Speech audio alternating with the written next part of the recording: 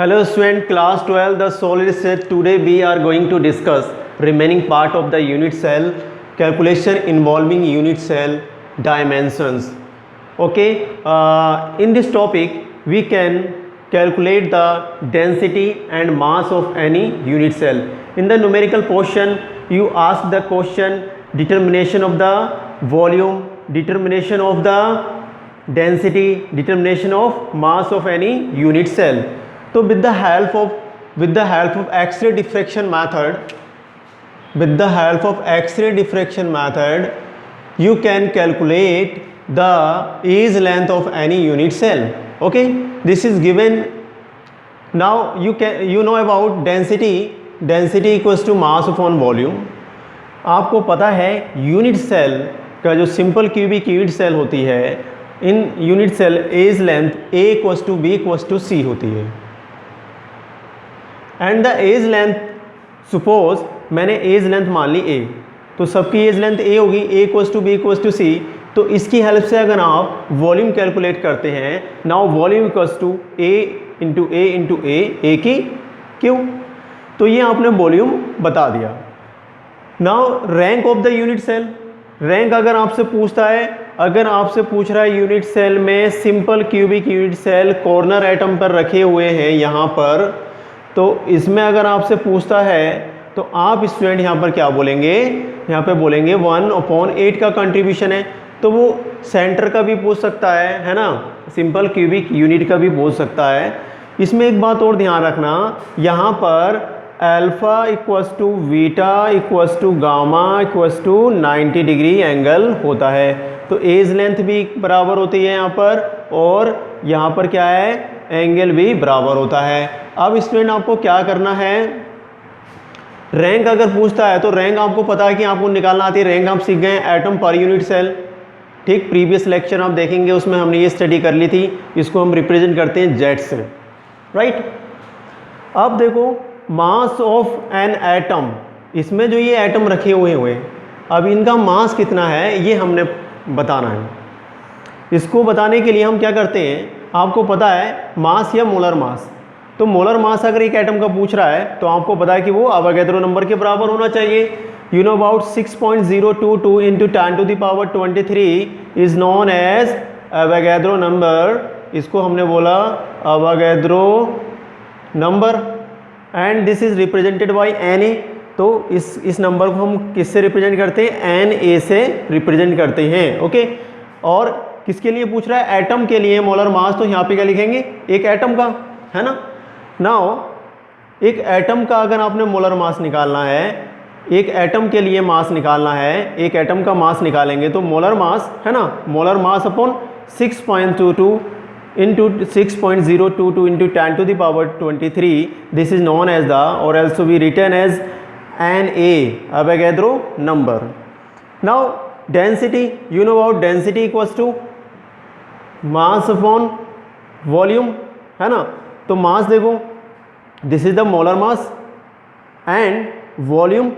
ठीक है, अब देखो आपने यहाँ से निकाला है मोलर मास इक्वल्स टू, आपने M atom molar mass 6.022 into 10⁻23, है ना.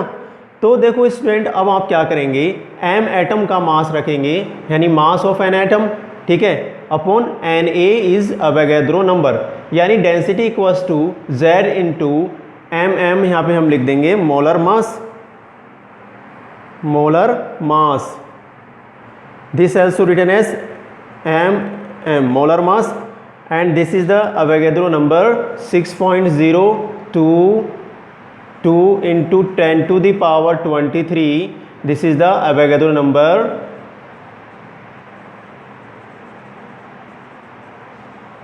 And A3 is called volume. ये क्या है, वॉल्यूम. तो ये जो फॉर्मूला हमको मिला, इसकी हेल्प से हम कुछ न्यूमेरिकल सॉर्ट आउट करेंगे.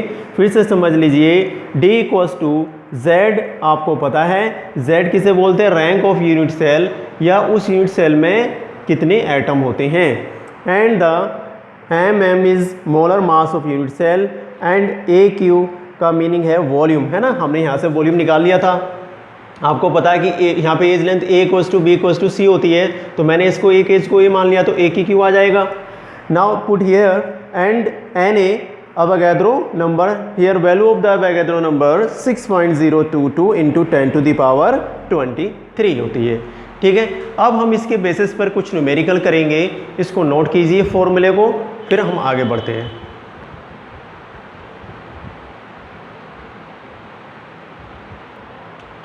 नाउ स्टूडेंट, इस पर बेस्ड एक क्वेश्चन करेंगे हम.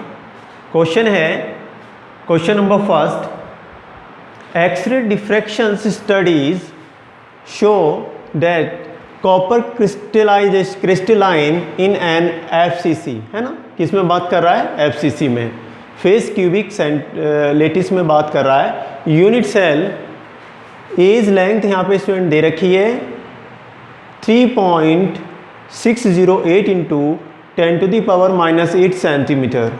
क्लियर होती बात. यानी एज लेंथ की जब बात कर रहे हैं हम, तो ये जो है ए है, इसको हम ए मान लेते हैं. ठीक है बात. In a separate experiment copper is determine to have a density, copper की जो ये डेंसिटी इतनी दे रखी है 8 पॉइंट, ये क्या हो गई, डेंसिटी हो गई स्टूडेंट. क्लियर होती बात. अब कह रहा है कैलकुलेट द एटॉमिक मास, यानी आपको कॉपर का क्या बताना है, आपको बताना है मोलर मास. डेंसिटी गिवन है, गिवन डेटा 8.92 है ना, ग्राम सेंटीमीटर की power 3. And the Avogadro number you know about 6.022 into 10 to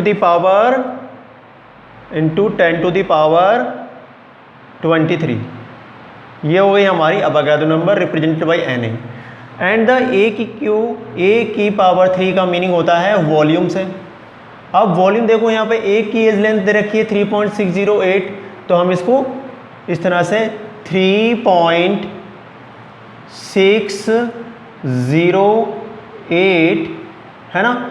अब इस पूरे का क्या कर देंगे, into 10 to the power 8 into 10 to the power -8 centimetre में हम इसका पावर 3 कर देंगे.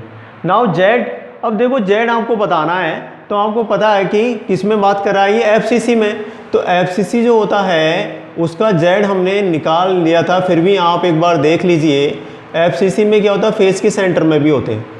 फेस के यहाँ पे, ये तो कॉर्नर में हो गए एटम, तो इस तरह से 8 हो गए कॉर्नर, तो कॉर्नर का 1/8 होता है, यानी हम निकालते हैं तो 1/8 और 8 कॉर्नर, तो यहाँ पे 1 आ जाता है.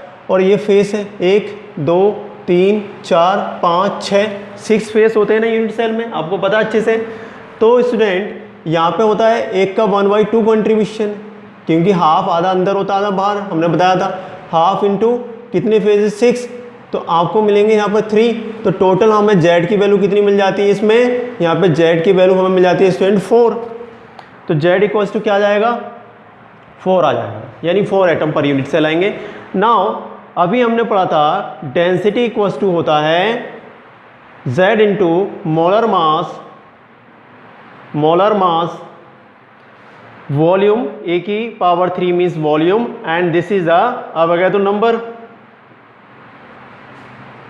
नंबर. नाउ हमें पूछा है क्या, मोलर मास पूछ रखा है उसने हमसे. तो मोलर मास इक्वल्स टू, आप इसको निकालेंगे, D into density into Avogadro number into volume upon Z. Now put the value here, D put here, and the Avogadro number 6.022 into 10 to the power 23. Now volume 3.608 into 10 to the power -8 की power 3 whole की 3. और atom कितने आ रहे हैं, Z की value कितनी आ रही है, 4 आ रही है. ठीक है, अब आप इसको कैलकुलेट करेंगे तो आपको मिलेगा 63.1 एट ग्राम पर मोल, या आप इसको यूनिट भी बोल देते हैं, है ना, 63, या आप इसको कह सकते हैं 63.1 यूनिट, ऐसे ऐसे करके लिख सकते हैं. तो आंसर ऑफ दिस क्वेश्चन, इस तरह से ऐसी प्रॉब्लम आएंगी, छोटी छोटी सी प्रॉब्लम होती है, और आप ट्राई करेंगे, इसको नोट कीजिए.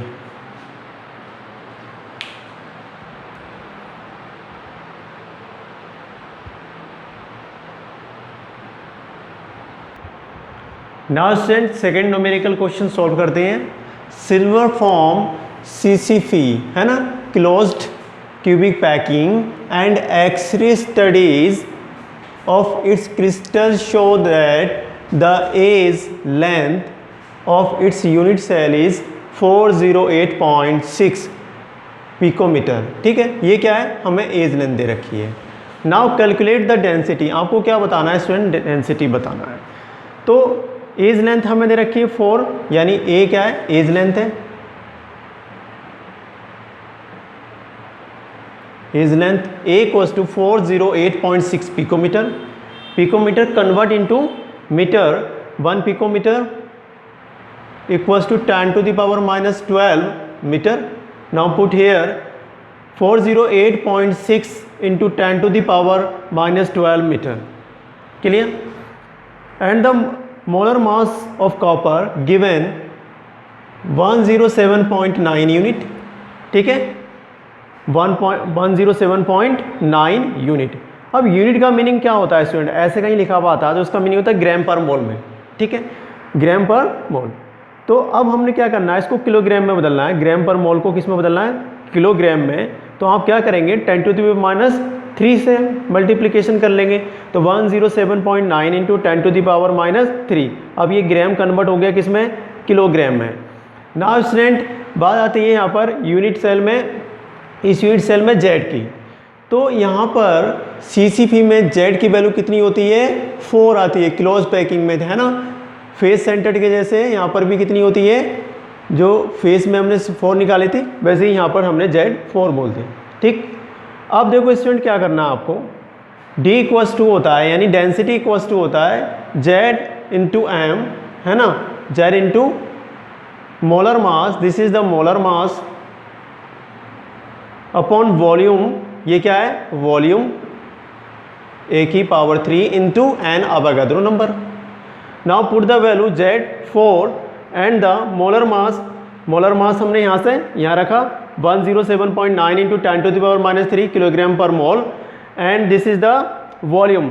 तो वॉल्यूम स्टूडेंट यहाँ पे हमने निकाला था, है ना। अब इसकी पूरे की हम वॉल्यूम निकालते हैं तो हम क्या करेंगे, A की पावर 3 कर लेंगे, है ना। तो इस पूरे की इस तरह से power 3, this value put here 408.6 into 10 to the power -12 metre. ठीक, इन अब पूरे का हमने क्या कर लिया, पावर 3 इंटू 6.022, ये है अवोगाद्रो नंबर मोल पर मोल, है ना, इतनी अवोगाद्रो नंबर। अब देखो मोल से मोल गया, क्लियर हो गई बात। बचा क्या, यहाँ पर किलोग्राम बचा और ये मीटर बचा। तो अब स्टूडेंट हम इसको कैलकुलेट करेंगे, ये आप कैलकुलेट करके देखेंगे तो आपको मिलेगा 10.5 इंटू 10 to the power 3। देखो यहाँ पर बच रहा है किलोग्राम और नीचे क्या बच रहा है, मीटर की पावर 3, तो मीटर की पावर -3। नाउ अगर आप इसको ग्राम सेंटीमीटर में निकालेंगे तो 10 पॉइंट यानी 10.5 ग्राम सेंटीमीटर की पावर -3 आपको आंसर मिल जाता है।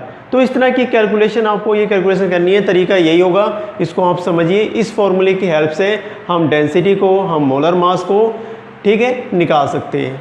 ठीक, इसको नोट कीजिए। आज की क्लास यहीं तक, बाकी की चीज़ें हम नेक्स्ट लेक्चर में डिस्कस करेंगे, नोट कर लीजिए।